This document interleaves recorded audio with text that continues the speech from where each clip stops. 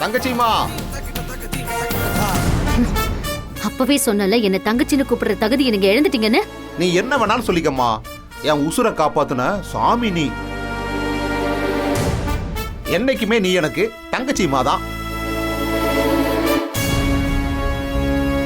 Garments எடுத்து நடத்துன்னு சொல்லி 50 லட்சத்தை எடுத்து ரொக்கமா தூக்கி கொடுத்த.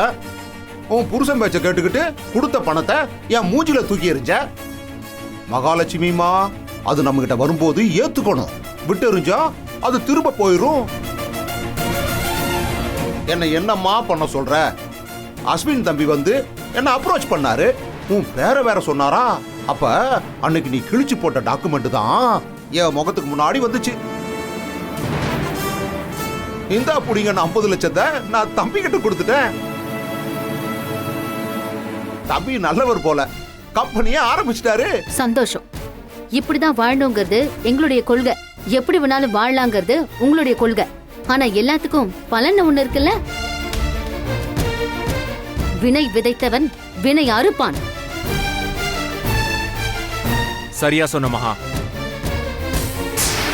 மாணிக்க விநாயகம், 50 லட்சத்தை மகா கிட்ட கொடுத்துட்டு 10 கோடி லோனுக்காக என்கிட்ட கையெழுத்து கேட்டவன் தானே நீ. இதுல என்னையா தங்கச்சி அம்மாவுக்கு செஞ்சுட்டு பெருமை வேண்டி கிடக்கு. சி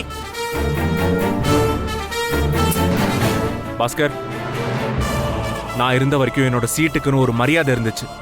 நீங்க அதை காப்பாத்திக்குவீங்கன்னு நினைச்சேன். பாவம், இனி உங்களை காப்பாத்து தான் யாராவது வந்தாகணும்னு நினைக்கிறேன். அவங்களுக்கு தொண போனா உங்களை கம்பி என்னதான் அனுப்புவாங்க. காப்பாத்த கண்டிப்பா வரமாட்டாங்க. அதுதான் உங்க விதினா யாரால தடுக்க முடியும்? மகா, போலாம்.